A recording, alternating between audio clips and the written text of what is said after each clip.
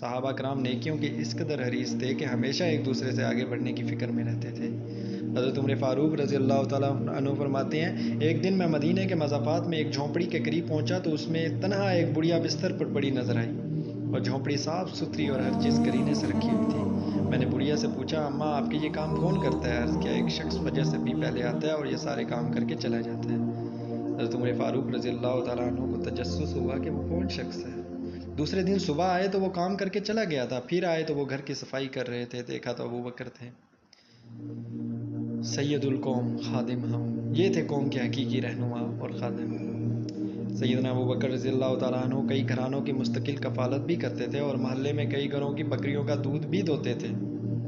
خلیفہ بنے تو ایک دن محلے سے گزرتے ہوئے ایک لڑکی نے دیکھا تو کہنے لگی، ہائے، آپ تو مسلمانوں کے خلیفہ بن گئے ہیں، اب ہماری بکریوں کا دودھ کون دوئے گا؟